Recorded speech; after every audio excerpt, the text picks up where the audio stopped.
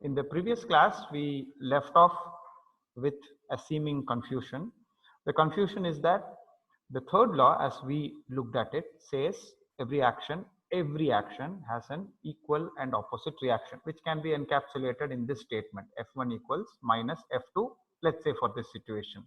The familiar situation of a crate on a frictionless floor that's being pushed by somebody, and the force he is applying is F1, the force that the box is applying back on him is F2.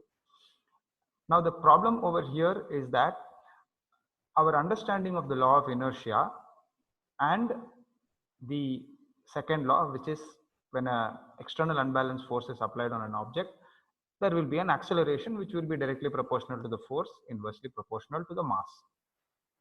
And the seeming confusion is, if there are equal and opposite forces acting when something applies a force on another thing, then how can acceleration ever be possible? Or as Rouhani put it, if the third law is true as we understand it, then acceleration is impossible. But of course, that doesn't seem to be the case, because objects accelerate all the time, right? In our everyday situation, we observe objects accelerating, and you can be sure that the same thing happens in the larger universe too. So obviously the first and second laws have been tried and tested, but the third law perhaps has not been examined by us that closely. So a good way to look at anything like this when you study formally is that if your understanding does not seem to fit what is there in front of you, that means your understanding is what is probably flawed, because in the case of the Newton's laws, for hundreds of years, right? So this was codified somewhere in the late 17th century. So somewhere in the late 1700s, it was put down. And from 17th to 18th, 18th to 19th, 19th to 20th, we have had this for 300 odd years. Okay, so the chances are that there's nothing wrong with the laws, there's something wrong with the way we are looking at it. So let us examine the situation again carefully. And another indication is, we have examined the law of inertia and the second law fairly closely up to now. Maybe there is some flaw in our understanding of those two also. But the one that is new is obviously the third law. And so let us examine that a little more closely. Okay. So coming back to the situation of equilibrium. Okay. So when will acceleration not take place? Acceleration will not take place when there are equal and opposite forces acting on the body. Maybe I'll do it with a slightly different color. I don't use purple much, so I'll put purple. So let's say there is a force acting in this direction. There is an equal and opposite force acting in this direction. Okay. So there is a force Fx unknown, and there is another force minus Fx. Okay. So because it's acting in the opposite direction. You can imagine two people pushing it, but I'm just going to show the vector arrows. So now will this crate move? No. Okay. So this is a situation when equilibrium, right? Yeah, there is an equilibrium. Okay. So sigma F is equal to Fx plus minus Fx. Yeah, that's 0. Right? And Fx minus Fx is equal to 0. So here sigma F is equal to 0, and we can understand therefore that there is no acceleration. All right. So this situation, there is no contradiction, but this is only taking the second law and the first law into consideration. Now compare this situation with this situation.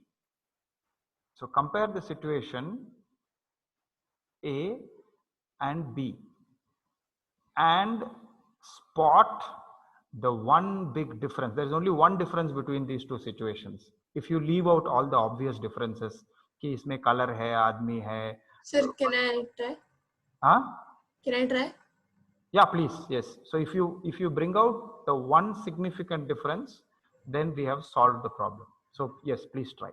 Sir, in the situation B, there's another force, another person or whatever. Hmm?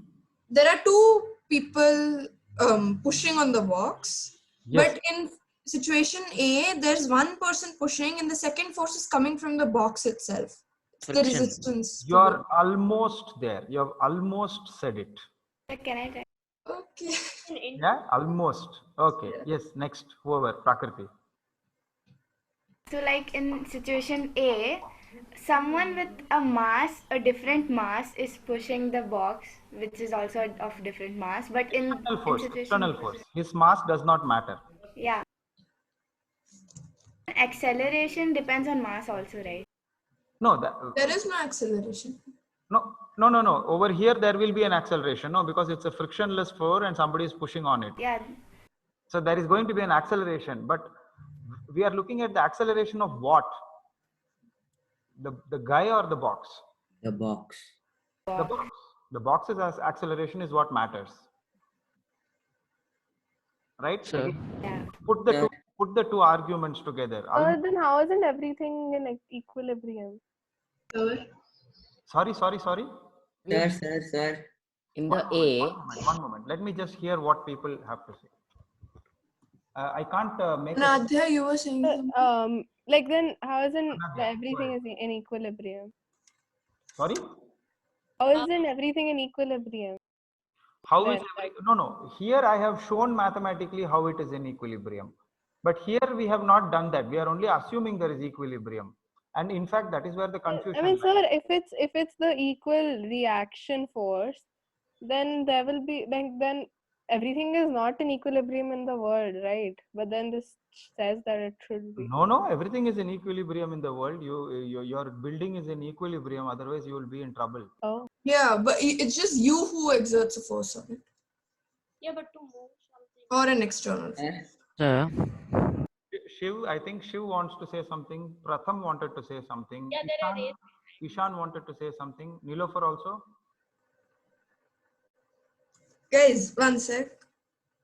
Ruhani, can you just look at who are the people? Yeah, sir. Can... So Prakriti, now that you've asked your question, can you lower your hand? I have Okay. something else to say. I'll say it in the. Okay, Neelu, go first. Okay. Sir, in the B, both the forces are external, but in A, like the force F2 is internal. The box is exerting a force. Nearly there. Yeah. Okay, Shiv next. Good points though. Think about everything that these people are saying and put them together and you'll get it. Yeah, Shiv. Sir, and like in the B, situation B, both are applied forces, okay? Yeah. And external. external, and in situation A, there is only one applied force, like from one side. Okay. So my question is straightforward. Situation A, there will be acceleration. Okay. Tell me how acceleration will occur even though there are two forces that seem to be equal and opposite to each other. That is all I am saying. Explain to me why the box accelerates. The box. Right. Next. Here. So I think that in situation B, both of the forces are internal. That's why they don't accelerate. But in the situation A, F2 I think is external. No, I think you inverted the whole argument. Situation B, Fx and minus Fx are external forces. We don't know who's pushing or what is pushing, but there are two forces from outside that are pushing. And those external forces are balanced and equal. And therefore, there is no acceleration. Most people are arguing, let me finish my point. Most people are arguing that F2 seems to be the suspect force. F1 is an external force that is possible, that is there to see. F2 is the one that is suspect. So I don't know, I can say that I don't know if we clearly understand what F2 actually is. Next. So just one sec, I just have a question. Like, so this... You're somebody who... Sorry, my bad. Sorry. You shouldn't speak. I think... Ishan, Ishan was there. I Yeah. think also Pratham was there. Yeah. Ishan, So wait, Pratham, wait, wait. Pragati, So Aditya. what is happening in situation A? I couldn't get that part. Situation A is a box resting on a frictionless floor, and there is an external force F1 being applied on it. And according to the third law, there is an equal and opposite force F2 that acts on the whatever it is that is pushing. There, I've almost said it now. In fact, I've said Okay. it. Yeah, so it's the inertia, The right? question is, why is we are comparing the two situations? Second, B situation we understand. A situation may, just the question is, why does the box accelerate? While it seems that there are two equal and opposite forces. So Shoot. Oh.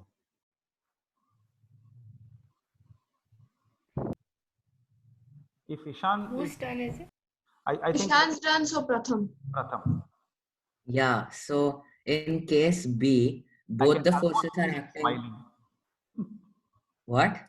I can almost see you smiling. Okay, go ahead. Say it. Yeah, so in case B, both the forces are acting on the same object and they are equal and opposite. So the net force is 0. And in case A, both the forces are not acting on the same object. Also, there is a non-zero net force to accelerate the single box system. What? Non-zero? so also Ask the question to him. Pratham, can you explain what you're trying to say? Arey man, Yeah, read but- page number 103. Hey, don't do that. Don't do that. Explain Don't now. refer to. Sir, I have one You thing say to what say. you understood. So like here, the box is one system and the man is pushing the box. So there's a non-zero net force acting on the box system. That's why it's accelerating. What about the equal and opposite force that is shown? Blue arrow. Arey, but they're not acting on the same thing, right? What is the blue arrow acting on then? The blue arrow is acting on the man and the man is acting on the box. They're not acting on the same object. So they don't cancel. Alright, but Huh. what are you saying about the Yeah. non-zero? What? So did you catch Sir. that? Did you see that? Yeah. So Does it- does that they're mean- opposite but not equal. Yeah. Oh no, they are opposite and they are equal, but they are acting on Okay. two completely different objects. Yeah, exactly. Oh, I Ah, get it. Force the person is applying, not the box itself. Yeah. Yes. okay. So, So so- basically, so the force F1, let me clarify, okay? So the force F1 is the force that is applied on the box. Okay, and the force F2 is the force that is applied by the box on whatever is pushing it. The man in this case, yeah. Okay. So if you say, then what is the force that is acting on the box alone? Okay, then you can say, well, in that case, let's get rid of this. That is the only force that is acting on the box. okay. Yeah. Okay. Because that one So- was acting on the man. Yeah. But, and then if you say, well, what about the force acting on the man? Then you can do this and you can say the only force that is acting, oops, is, thank God, is that. F2 is acting on the man. So what is the effect on the man? You can say that that force F2 is deaccelerating him. Yeah. Sir, but then the box shouldn't accelerate, no? Why? The box Sir, will, because the box, see, for the acceleration on the box, you only need to see what is the force acting on the box. And that is this, right? Even to see what is applying the acceleration also, no? Wait, so I think no. so over here the box will Wait, only wait, wait, accelerate. wait. Just 1 second, Ishan. What is applying the force doesn't really matter. That's what we should take into consideration. And if we are thinking more in terms of like कौन धक्का मार रहा है, कौन ये कर रहा है, then we are still thinking a little anthropocentric. We are trying to see what is causing it. It's not about the cause and effect. We are saying, I'm only concerned about the forces. What is applying the force? Who is applying the force? It may be useful to know that, but it's not necessary to tell whether the box will accelerate or not. Correct. So I'm only asking, the box is accelerating. Yes, it is accelerating. Why is the box accelerating? Because there is only one force acting on the box. And therefore, there is an external unbalanced force. And then you ask me, but then what about the other force, the F2 that is there? That is not the force that's acting on the box. That is the force that's acting on the guy. So we have been looking at two different objects or two different systems, as Pratham puts it. In physics, we call it a system. And we are saying that we are confusing it. So we are saying these two forces are acting on the same system, but they are not. They are acting on two different systems or two different objects. And hence, there is no contradiction between the two laws. They are perfectly valid in each other. Yeah. So it slows down the man, but not the box, basically. Yeah, it slows down the man, so it deaccelerates the man and it accelerates the box.